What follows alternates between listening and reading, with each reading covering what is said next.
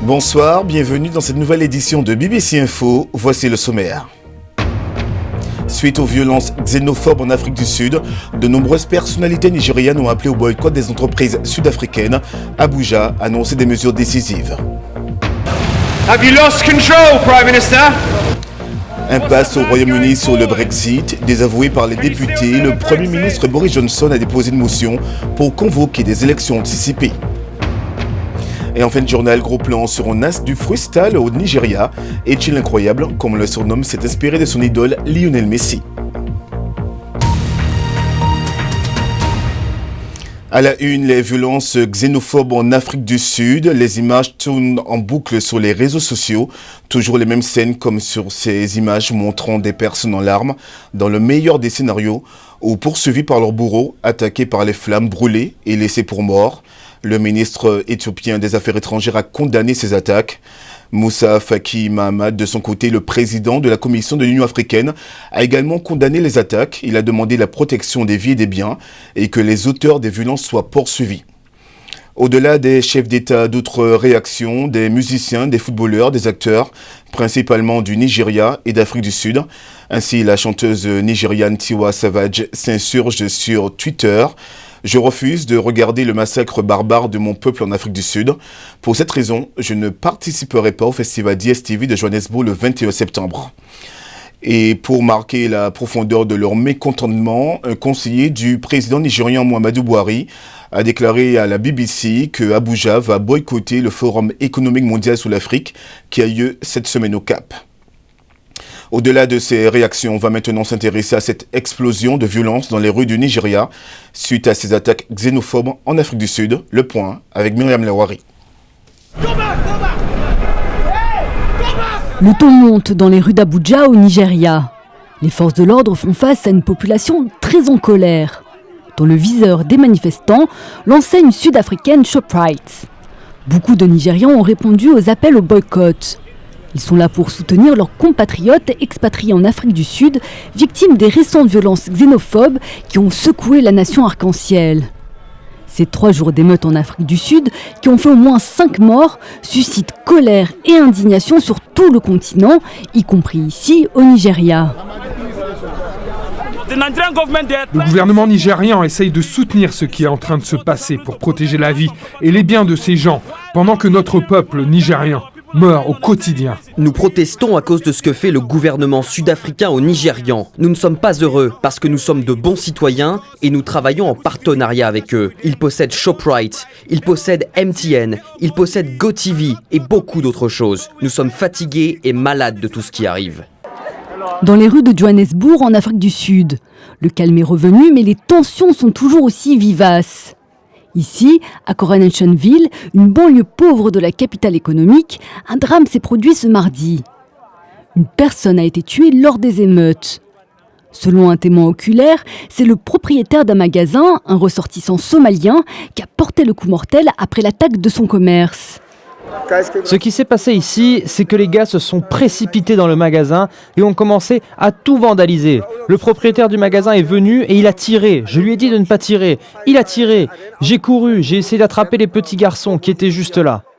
Le dernier gars qui est sorti était un homme de couleur. La foule l'a d'abord accusé, puis ils m'ont accusé à mon tour. Mais ce n'est pas de notre faute. On essaie toujours d'aider. Tu vois ce que je veux dire ? Après tout, c'est notre pays et ces gens nous prennent nos emplois et des trucs comme ça. Tu vois ce que je veux dire ? Il n'y a pas de travail pour nous ici.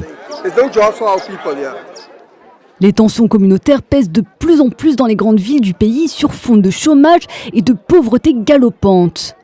Et le spectre du racisme et de la xénophobie n'est jamais très loin, continuant d'hanter les esprits en Afrique du Sud. Et le groupe sud-africain MTN, leader de la téléphonie mobile au Nigeria, dont des biens ont été saccagés, indique qu'il se démarque des violences xénophobes. MTN dit avoir été obligé de fermer des magasins au Nigeria face aux attaques à l'aveuglette. À la une également de l'actu africaine, début de la tournée du pape François sur le continent. Le pontife entame sa visite d'une semaine par le Mozambique. Il vient d'ailleurs d'atterrir à Maputo. Vous le voyez sur ces images de l'accueil qui lui est réservé. Il est en train justement de saluer des représentants du pays. Il devrait rester dans le pays jusqu'à vendredi. Le pape François s'envolera ensuite pour Madagascar et plus tard pour l'île Maurice. Pendant son séjour, le pape devrait ressasser des thèmes qui lui sont chers, la paix, la réconciliation et la lutte contre la pauvreté. Regardez ce reportage de Lamine Noureddine Konkobo. La deuxième visite du pape François en Afrique subsaharienne. Il s'agit d'un périple qui le conduira au Mozambique, à Madagascar et à Maurice.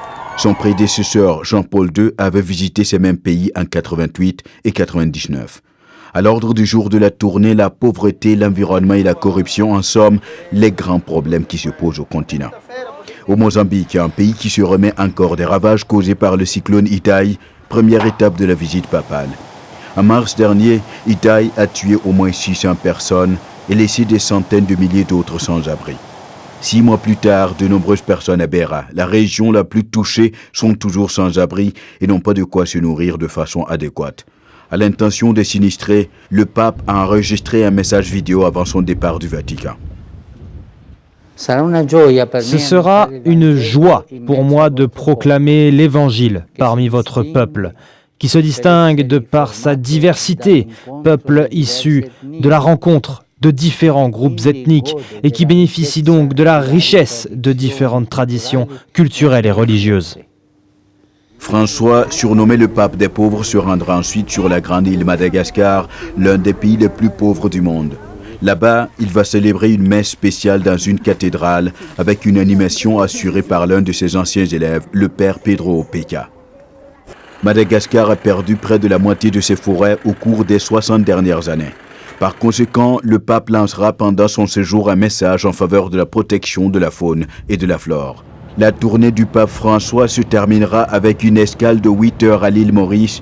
Son message à Maurice sera axé sur la lutte contre les inégalités nord-sud et sur la lutte contre la corruption.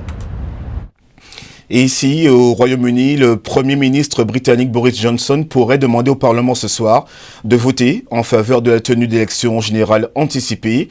Les députés examinent en ce moment même un projet de loi qui est destiné à empêcher la Grande-Bretagne de quitter l'Union européenne sans un accord sur des questions telles que le commerce, les finances et les droits des citoyens.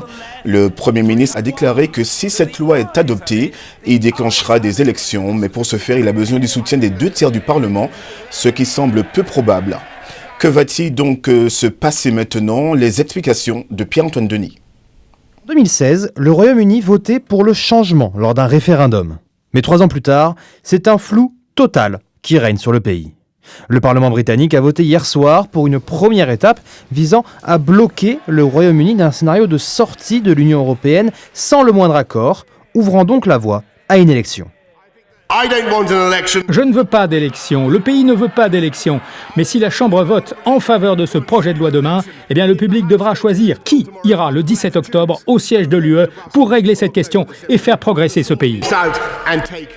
Mais il se peut que Boris Johnson n'obtienne pas cette élection immédiatement, parce qu'il a besoin d'une majorité au Parlement.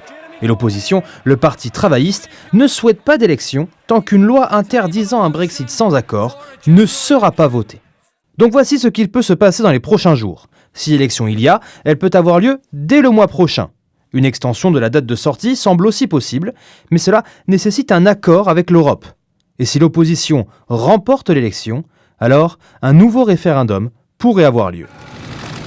Can you win a general election? It's Brexit out of your hands, Minister. C'est donc tout un gouvernement qui vit une journée avec une énorme pression sur leurs épaules, car l'horloge tourne pour le Royaume-Uni et trouver une issue à cette crise inédite semble plus difficile qu'ils imaginaient. Le reste de l'actualité en bref et en images. Dorian progresse sur le littoral sud-est des États-Unis, rétrogradé en catégorie 2. L'ouragan faiblit mais devrait tout de même engendrer d'importants dégâts, notamment en Floride. Les Bahamas ont été ravagés par Dorian qui a causé des dégâts sans précédent. Bilan provisoire, 7 victimes. La chef de l'exécutif de Hong Kong, Carrie Lam, va définitivement retirer son projet de loi controversé sur les extraditions vers la Chine, ce qui serait une concession majeure aux manifestants pro-démocratie. La présentation de ce projet a donné lieu à des manifestations violemment réprimées par la police.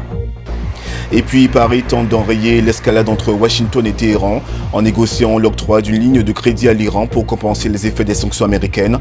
En clair, 15 milliards de dollars couverts par les 3 pays européens signataires de l'accord de Vienne, la France, l'Allemagne et le Royaume-Uni. Ce montant représente environ la moitié du revenu pétrolier annuel perçu par Téhéran en l'absence de sanctions. Dans le sud du Nigeria, la ville de Warri est réputée pour ses ressources pétrolières, mais aussi pour avoir produit de grands sportifs comme l'ancien coach des Super Eagles Stephen Keshi ou encore l'athlète Blessing Okagbare. Derrière ces icônes, la jeune génération a aussi son mot à dire avec par exemple le tout jeune Eche, un as du freestyle. Regardez.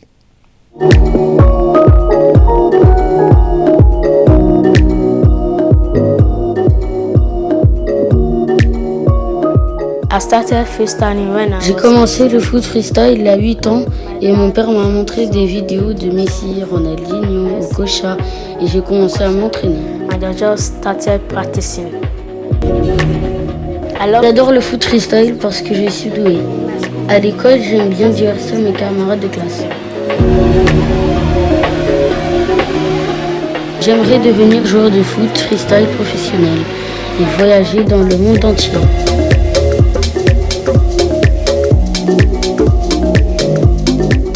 Sa manière de coller le ballon sur le haut de sa tête et de jongler avec un deuxième en même temps, mec, c'est juste incroyable.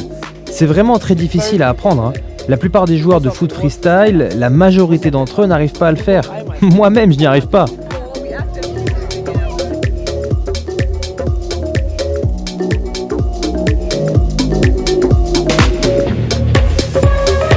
Je me réveille tous les jours à 4h30 du matin. Je m'entraîne et je vais à l'école. Après l'école, je vais au terrain et je joue au football avec mes coéquipiers.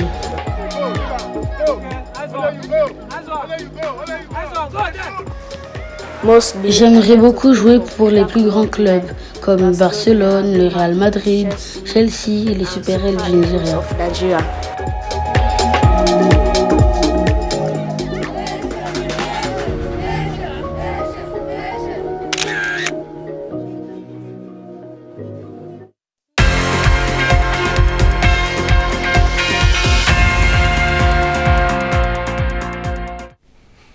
Place au sport maintenant avec Emmanuel Coste. La balle au panier pour commencer avec la Coupe du Monde de basketball en Chine.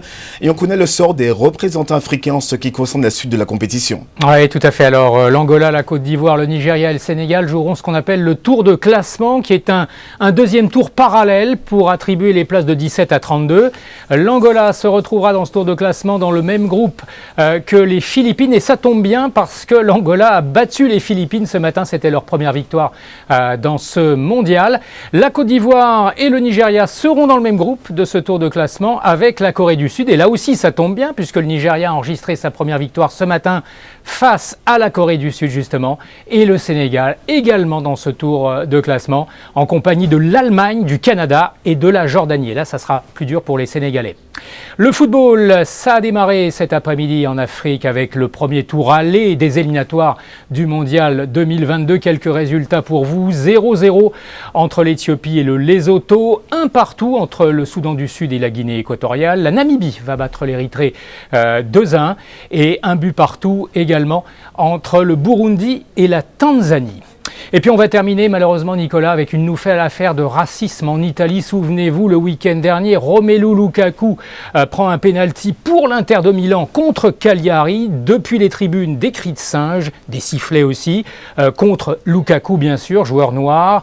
Et dans un communiqué aujourd'hui, l'association des supporters de l'Inter, donc le club de Lukaku, affirme que ces cris de singe ne sont pas une manifestation de racisme, non, mais sont destinés à intimider les joueurs des autres équipes. On a envie de leur répondre, mais qu'est-ce que vous faites quand un joueur blanc tire les pénaltys? Voilà, malheureusement on revient encore et toujours sur ces affaires de racisme, Nicolas. C'était la page e-sport d'Emmanuel Coste. Merci à tous pour votre fidélité. Merci notamment à ceux qui nous ont suivis en RDC sur Ontachi TV. Excellente soirée à tous. Je vous retrouve demain pour une nouvelle édition de BBC Info.